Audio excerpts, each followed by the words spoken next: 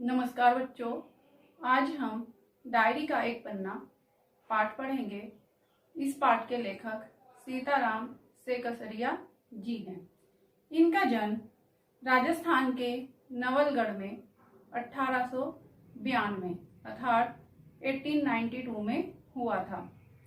सीताराम सेकसरिया जी आज़ादी की कामना करने वाले प्रमुख व्यक्तियों में गिने जाते हैं। यह भी स्वतंत्रता प्रिय थे। इनकी जो रचनाएं हैं वो आंदोलन से जुड़ी हुई हैं और उनमें आंदोलन से जुड़ी हुई बातों और घटनाओं का वर्णन मिलता है। गुलामी के उस दिनों में जब हमारे देश पर अंग्रेजों का शासन था, अंग्रेजों का राज था, तो उन दिनों में लेखक जो कुछ सुनते थे, जो देखते थे और जो अनुभव करते थे उसको अपनी डायरी में लिखा करते थे। यह कई वर्षों तक इन्होंने ऐसा किया, ऐसा कई वर्षों तक चलता रहा। तो जो डायरी का एक पन्ना पाठ है, 26 जनवरी 1931 के दिन देश में क्या हुआ और क्या घटना घटी उसके बारे में इन्होंने लिखा है, उसी का वर्णन इस पाठ में किया है। तो नेताजी सुभाष चंद्र बोस और स्वयं लेखक देशवासियों के साथ दूसरा स्वतंत्रता दिवस मनाने जा रहे थे। अर्थात अंग्रेजों का तो राज था, लेकिन हमारे देश के लोग स्वतंत्रता चाहते थे। वो एकजुट होकर स्वतंत्रता दिवस मना रहे थे।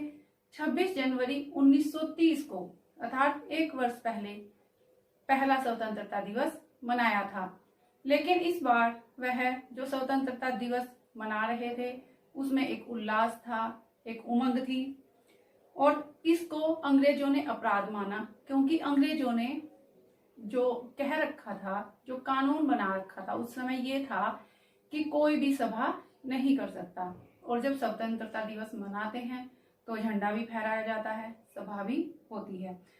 तो अपराध मानते हुए इस बात को अंग्रेजों ने लोगों पर अत्याचार किए, यहाँ तक कि जो स्त्रियां हैं उन पर भी बहुत जुर्म किए, और यही सब इस पाठ में लिखा गया है। तो यह पाठ हमें क्रांतिकारियों की कुर्बानियों की याद दिलाता है और साथ ही यह भी उजागर करता है, यह भी बताता है कि अगर देश के लोग संगठित होकर किसी भी काम को करते हैं तो वह अवश्य हो जाता है, उसे कोई नहीं रोक पाता। तो लेखक कहते हैं कि 26 जनवरी 1931 के दिन की जो बात है, अर्थात लेखक ने जो डायरी में लिखा है, लेखक कहते हैं कि आज का दिन तो अमर है, अर्थात आज के दिन उत्सव मनाने से हमें कोई नहीं रोक सकता, कोई हमें स्वतंत्रता दिवस मनाने से नहीं रोक सकता। क्यों? क्योंकि एक वर्ष पहले भी स्वतंत्रता दिवस देश में मनाया जा चुका था। अंग्रेजों के विरुद्ध लोगों ने सभा करके, झंडा फहराकर स्वतंत्रता दिवस मनाया था। तो यह दूसरा स्वतंत्रता दिवस था जो लोग मनाने जा रहे थे। इस बार भी झंडा फहराया जाना था, स्वतंत्रता दिवस मनाया जाना था। सबको बता दिया गया था कि उनको कौन कौन सा काम करना है, अर्थात जो कार्यकर्ता थे उनको अच्छी तरह समझा दिया गया था और इसका प्रचार करने में 2000 रुपये का खर्च आया था। तो बड़े बाजार की जो दुकानें थी उन पर भी राष्ट्रीय झंडा फहराया गया था।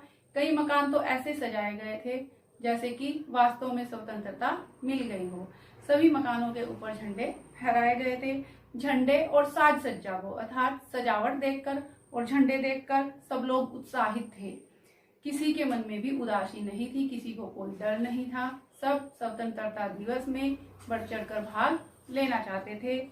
और जो पुलिस थी वो गश्त कर रही थी, ट्रैफिक पुलिस को भी गश्त के काम में ही लगाया गया था और जो घुड़सवार पुलिस थी वो भी गश्त के काम में ही लगी हुई थी। अब क्या होता है कि जब स्वतंत्रता दिवस की तैयारी हो जाती है और घोषणा कर दी जाती है कौंसिल की तरफ से, परिषद की तरफ से, कि 26 जनवरी 1931 के दिन 4:24 पर मोनूमेंट अर्थात स्मारक के नीचे झंडा फहराया जाएगा, तो जो अंग्रेज के जो प्रशासन है, अंग्रेजों का जो राज था हमारे देश पर, वो चौकन्ने हो जाते हैं और वो पुलिस को इसी काम में लगा देते हैं और पुलिस को कहते हैं कि कोई सभा इनको नहीं करने देनी है, लोगों को इकट्ठा नहीं होने देना।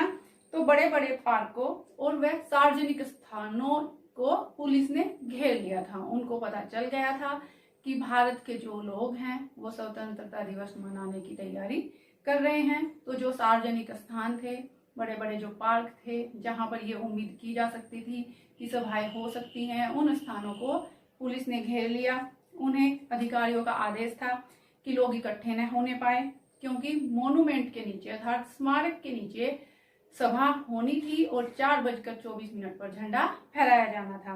तो उस जगह को तो पुलिस ने सुबह 6 बजे से ही घेर लिया था। फिर भी कई जगह झंडा फहराया गया।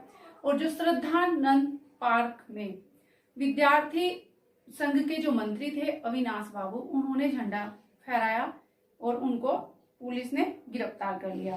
तारा सुंदरी पार्क में जो कांग्रेस के कार्यकर्ता थे उन पर भी पुलिस ने लाठियां चलाई और पुलिस ने उन पर जब लाठियां चलाई तो उनके सिर भी फट गए थे। और जो गुजराती सेवा संघ की लड़कियां थी उन्होंने जुलूस निकाला तो उन्हें भी गिरफ्तार कर लिया गया और मारवाड़ी विद्यालय में भी झंडा फहराया गया। जुलूस रोकने का बहुत सारा प्रयास किया गया। पुलिस जो थी उसको रोकने का काम कर रही थी। तो सुभाष बाबू जो थे, नेताजी सुभाष चंद्र बोस, वो भी इसमें थे। तो उनके जो जुलूस का भार था, जो उत्तरदायित्व था, वो पूर्णो दास पर था। उनका नाम तो पूर्णो दास। तो 2-3 बजे के करीब पूर्णो दास व उनके साथियों को पकड़ लिया गया। स्त्रियों की टोलियां भी निर्धारित समय पर पहुंचने की कोशिश कर रही थी कि वो भी 2-3 बजे वहां पहुंच जाए। 3 बजे तक लोगों की भारी भीड़ इकट्ठा हो चुकी थी। लोग भी टोलियां बनाकर मैदानों में घूम रहे थे। पुलिस कमिश्नर ने नोटिस दे दिया था कि इस धारा के तहत, अर्थात जो उस समय कानून बनाए गए थे कि इस धारा के तहत कोई सभा नहीं हो सकती, जो सभा में भाग लेगा उसको दोषी माना जाएगा। तो उधर जो कौंसिल था, जो तैयारी कर रहे थे स्वतंत्रता दिवस मनाने की, जिनकी ये योजना थी, उन्होंने खुली चुनौती दे दी थी कि 4:24 पर हम झंडा फहराएंगे और प्रतिज्ञा भी पढ़ेंगे। प्रतिज्ञा कैसी? स्वतंत्रता की, कि हम स्वतंत्र हैं, क्योंकि जो भारत के लोग थे वो अंग्रेजों को अपने देश से निकालना चाह रहे थे, वो उनको भगाना चाह रहे थे कि हम स्वतंत्र हैं, हमें तुम्हारी आवश्यकता नहीं है, तुम हमारे देश से चले जाओ। इसलिए वो स्वतंत्रता की प्रतिज्ञा पढ़ना चाहते थे। तो सुभाष बाबू के नेतृत्व में फिर संघर्ष जो हो रहा था उसमें क्या हुआ कि सुभाष बाबू भी संघर्ष कर रहे थे। इसके लिए 4:10 पर सुभाष बाबू अपना जुलूस लेकर वहां मोन्यूमेंट के पास, जहां पर झंडा फहराया जाना था, सभा होनी थी, प्रतिज्ञा पढ़ी जानी थी, वहां पर वो पहुंच जाते हैं। और भीड़ इतनी अधिक होती है कि पुलिस उसे रोकने में कामयाब नहीं हो पाती।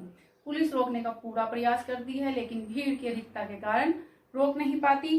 पुलिस ने लाठियां बरसानी शुरू कर दी। बहुत सारे आदमी घायल हो गए और सुभाष बाबू पर भी लाठियां बरसाई गई। उन पर खूब लाठियां बरसाई।